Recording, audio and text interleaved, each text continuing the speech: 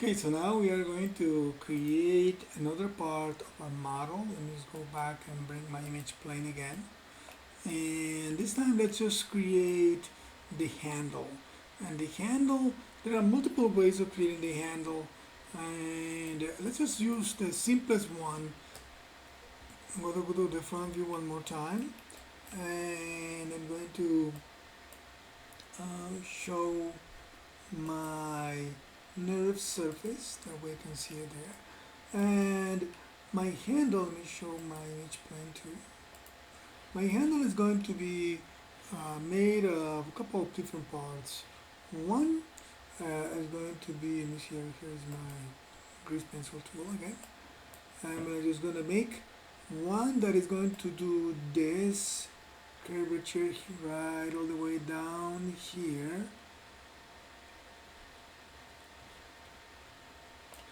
And I'll later on deal with this other part. So let's just do this one for now. So for that, I'm going to create a cylinder. So the easiest way to do it. So I'm going to go under surfaces here, and you see here there is a cylinder right there. So I'm going to click on the cylinder gets created right there. So I'm going to grab it, I'm going to move it. If you look at any perspective, it's a cylinder right there. That cylinder is open, doesn't have a top or bottom, and that's perfect because I don't want to have a top on the bottom. If by any chance, when you create yours, the cylinder has a top on the bottom, you have to get rid of that, and I'll show you in a minute how to do that. But let me just make my life easier. I'm going to grab my image plane, I'm going to keep my selection tool, I'm going to move this back. That way, I still see it from the front view, but it doesn't bug me anymore. So what happens if your cylinder comes with a cap on top of down? Usually if you look under your side, you have this window, the channel box. If you go to the channel box, under the channel box you get to see the history. The channel box, if you need it, is right this one. So you get to see the history of your object. This object actually was a nerve cylinder, and if I click on this, you see the history of it. Mine says that it has all the spans, 8 spans all around, 360 degrees, sweep start of 0, and oh, it doesn't have caps, so they removed it actually. That's interesting. So never mind, if you have to make the caps, you have to create them differently then. They decided not to put caps. There used to be a thing here called caps, so I guess they removed it from this version of Maya. Anyways, so the first thing I'm going to do, let me just go back to my front view. Actually, I'm going to do one thing because I'm not using the other views for now. So I'm going to split my screen here in two. So this one is going to be my front, and this one is going to be my perspective. If it doesn't show to be the perspective, I can simply use one and say tell it to be the perspective right here. It is, so I'm lucky there. So I'm going to go here, and I'm going to use my scale tool. I'm going to scale down from the center so that the whole thing scales down in the same proportions. I'm going to go and place it where it makes most sense, right there. I'm going to keep it at the maximum width of the object. And I'm going to just scale it up very tall, because I need to kind of bend it around to give me the curvature that it has. Now, from the top to the bottom, you see this is one long segment. There is no divisions in there. So if I look at the history, because I have not changed this object, this history will maintain there. I can change the object, and I will lose that history. So I can say that, for example, it has one span. I can change it. I can tell it to be 4 spans, and it creates 4 divisions there that I can use to modify my object. And this will show here if I say shading and I say smooth shade all, I get to see it. That's the same as I say 4 to no shading, wireframe, 5 to smooth shading. Okay, so I'm gonna go here. I'm gonna go to component mode again, right there, and I get to see it, and I can get to move, rotate those other ones. I'm gonna just use my rotation tool. I'm gonna rotate it, and I'm gonna move them, I've used that, move them to start getting the shape to where I want it to be. I'm gonna go select now the top section. I'm gonna rotate it so that they can almost go flat. I'm gonna go and place it right there and there. I'll fix that later so that I can get it to be right. I'm gonna grab the last one, and the last one actually is gonna have to be stretched more, so I'm gonna use, for now, keep it there. These guys need to be a bit higher, so I'm gonna just move them all right there. And I'm gonna grab these guys too. I'm gonna do the same thing, rotate to try to follow, and I'm gonna use my move tool.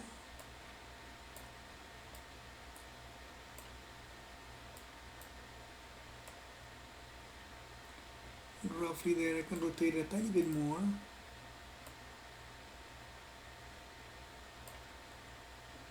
And I can grab these guys a bit more to make them match better the silhouette of the drawing. So it's pretty straightforward. I'm gonna grab this group too. If you grab one vertex only, then you're gonna deform it badly. So you have to grab them all together. That way you are maintaining the circular component of it. Okay, so that seems okay, but of course it's incomplete. So what do I need to do? Because I need to add more to extend this one all the way down here, and this one also needs to be added more to be extended down here. If I try and go and change this to give it more spans, I may break it. So I don't want to do that. So I'm going to go back to 4 spans as it was before. So in this case, that history that it has here, it doesn't work for me anymore. So I'm going to delete the history, edit, select the object, say delete by type history. That way, pay attention to the NURBS history cylinder here. I haven't done the history delete yet. So NURBS history, I'm going to go say delete the type history, and you see how the history disappeared, so it doesn't remember that anymore. Now I'm going to add more of those edges manually. I'm going to go to isoparm. What is an isoparm? The term isoparm refers to those divisions. So I'm going to click on one of them. I'm going to grab it. I'm going to put one right here. So I'm going to actually do one right there. And I'm going to go on my surfaces. I'm going to go all the way down to say insert isoparm. Whatever was selected, and then one more gets added there. I'm going to do the same thing again. Right click isoparm. I'm going to add another one from not that one, from this one down here, and I'm going to do the same thing, surfaces, insert isoparm. Now I can go and grab, I'm going to select those bottom vertices.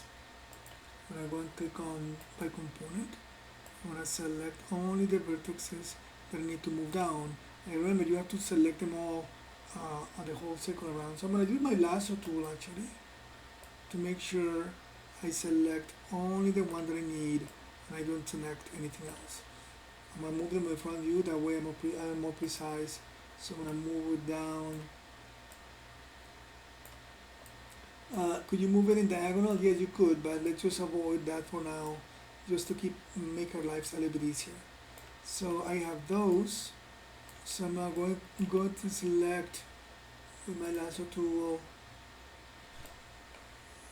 just the bottom two groups, and I'm going to start rotating them from the front view, of course, and I'm going to move it out a tiny bit, and I'm going to select only the bottom ones.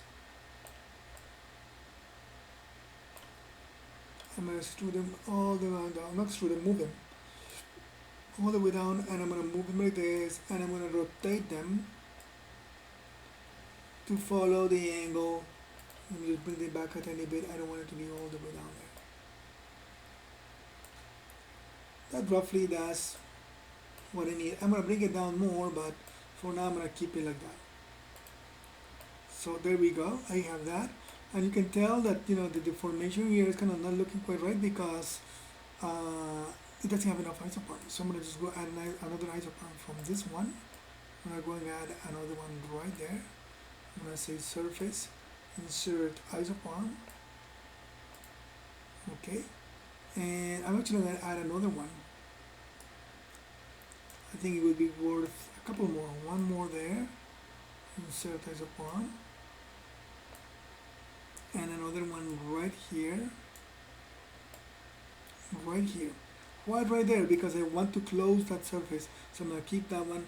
So let me show you what I mean. Insert isoform. So I'm gonna go and grab this vertex is the one at the bottom. I can select the hole, actually click on the hole. By double clicking, I select just that hole. The hole is just a group of vertices. I'm gonna go close here. I'm gonna move them down,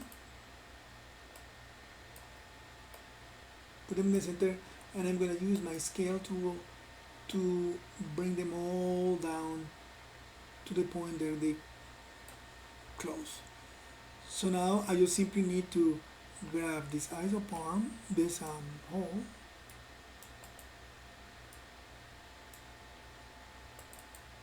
that one, and I'm going to scale it up a little bit, bring it down a tiny bit. Maybe actually I don't need to scale it up, I need to scale it down actually. I'll bring it down more.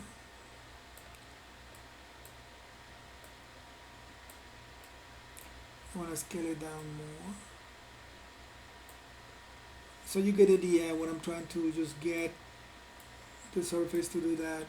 I'm gonna grab the next hole. I'm gonna bring it down here. I'm using my keys now.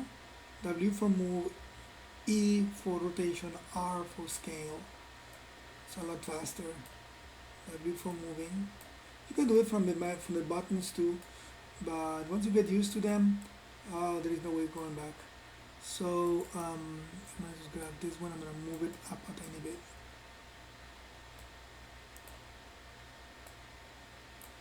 There we go.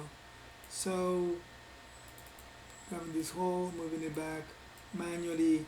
So that's pretty good. Now we're gonna do exactly the same thing with the top view, or not the top view, but the top part of that handle. So same thing. We need to add a couple of isoforms right there. So let's select by isoform. Click on the last isoform is right there. So I'm gonna click on that one. I'm gonna create one right here. I'm gonna say surface, insert isoform. I'm gonna do one more isoform.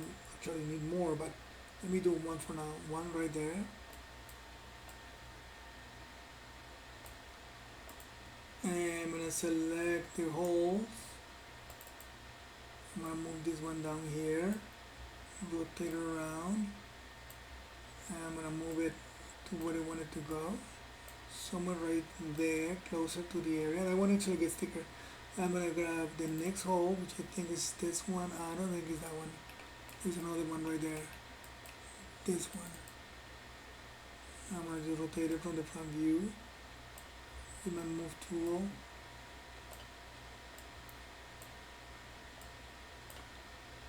And I'm going to click on the next hole. But if I use my arrow keys, I can go from one hole to the other one. So you click on the arrow key sideways. That way I can rotate that one.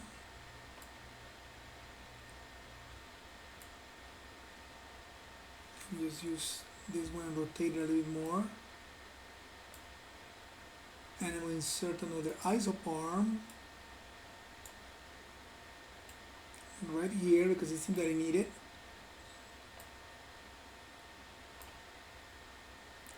And go back to my hole and scale it up a bit more, rotate it a little bit to make a match right there, and I'm going to correct the other holes a bit more just to help it match the shape better. You can scale them up a bit more if you need to. Alright, actually yeah, that should be okay. So far so good.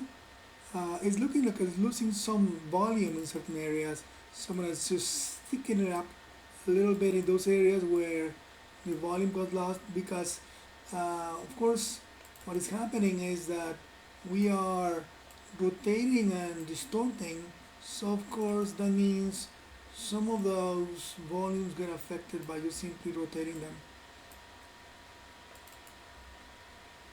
so they help that way. Okay, that's pretty cool. Now I'm going to good idea to save your file, and I'm going to now insert another isoparm right here. Let me just create another isoparm from here to here, right there. I'm going to insert the isoparm because I'm going to use the last section to extrude it out, or better to move it out. I keep saying extrude, it's not extrude, extrude is a different thing. So let me grab the last hole. That one, I'm going to grab my move tool. I double clicked so they clicked on all of it. So if you can double click, you can simply select one by one manually, that's fine too.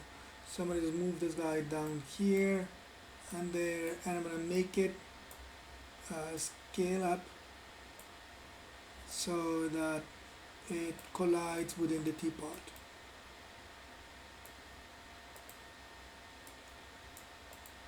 Okay, so that makes it acceptable. I can go and fine tune some of the shapes a bit more. Let me use another that one.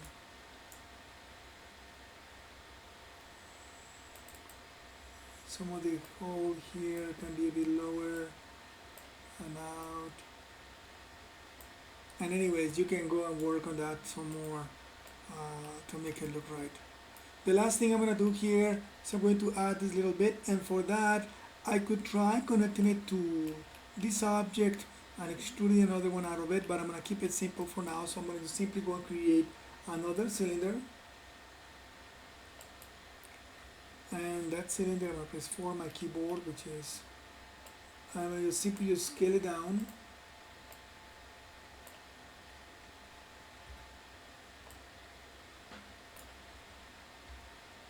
Rotate it around.